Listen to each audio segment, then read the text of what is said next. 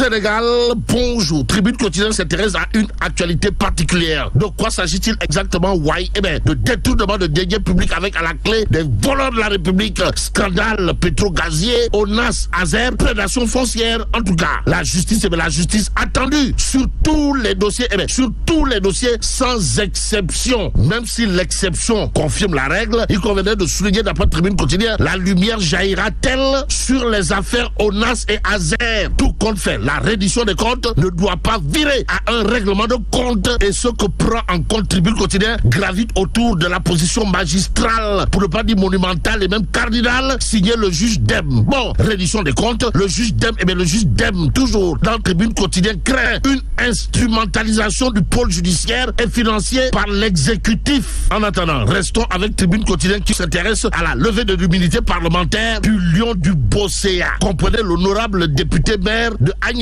Bon, la revanche de Sonko démarre, Farba Ngom vers la guillotine. Voilà le titre qui bat la une du journal du groupe D-Média ce matin. Ce matin, il convenait de retenir d'après Tribune quotidienne qu'en réalité des réalités, ce qui se passe contre Farba relèverait d'un esprit revanchard. Bon, l'Assemblée nationale entame le processus vendredi. Notre Tribune quotidienne, le journal du groupe D-Média, d'ajouter une commission ad hoc sera mise en place le vendredi. Aussi, le groupe parlementaire Takuwalu annonce la riposte aux allures de bombes à fragmentation ou de pétards mouillés. Bon, le journal du groupe D-Média comprenait Tribune quotidienne de revenir en long et en large sur les menaces. Signé Pros, l'apôtre du Bourroc, en direction bien entendu du député maire de Agnam, Farba en l'occurrence, à savoir, je vous garantis que ce sera la dernière élection. La dernière élection au Sénégal à laquelle Farba Ngom prendra part en tant que candidat. Y a-t-il lieu là de dire Warfeigne? Pour l'instant, le quotidien pour sa part de révéler levée de son immunité parlementaire. Farba Ngom à la merci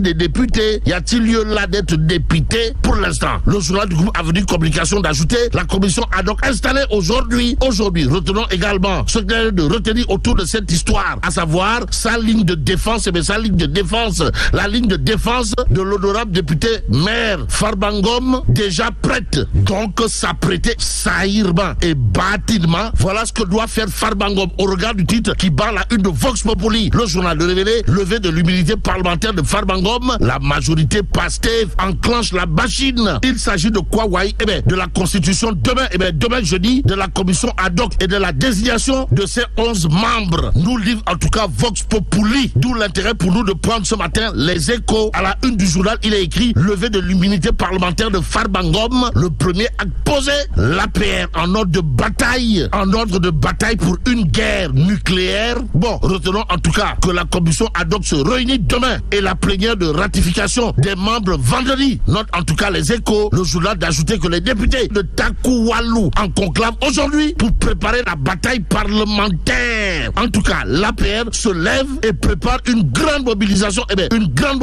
Demain. Note toujours les échos favorables ou pas. Quoi qu'il en soit, le Public quotidien, toujours à propos de la levée d'immunité parlementaire, de révéler que Ndeketeyo,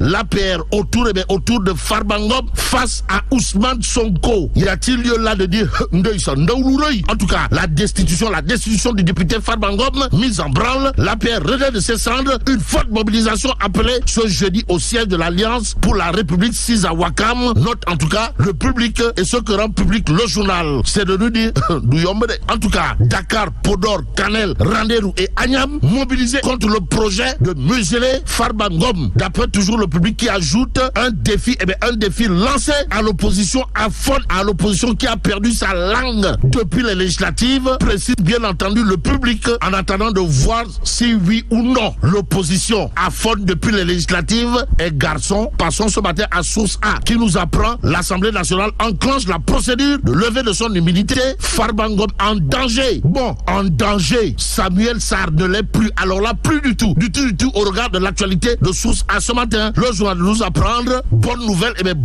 pour Samuel Sarr. En tout cas, Samuel Sarr qui aura de quoi faire du tchourpi fait du mbote. D'après Source A qui nous renseigne, la contre-expertise ordonnée au juge d'instruction pourrait rendre caduc les allégations d'abus de biens sociaux contre Samuel Sarr. En tout cas, Samuel Sarr qui intéresse à plus d'un titre, quotidien. Le journal de révéler affaire West African Energy, la contre-expertise qui blanchit Samuel Sarr. Bon, libérez Samuel Sarr, libérez Samuel Sarr, libérez Samuel Sarr. Voilà en tout cas ce qu'il a lieu de dire en lisant bien entendu l'I quotidien. Le journal de noter pas d'abus de biens sociaux selon l'expert Alioune Touré, mandataire de la justice. Aussi, aucun manque à gagner pour la structure, renseigne toujours la contre-expertise en question à la question de savoir pourquoi Samuel Sarr a été arrêté.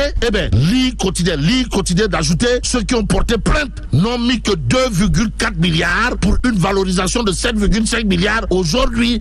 Il conviendrait de souligner dans cette histoire que celui qui a été accusé, accusé à tort, c'est Samuel Sarr.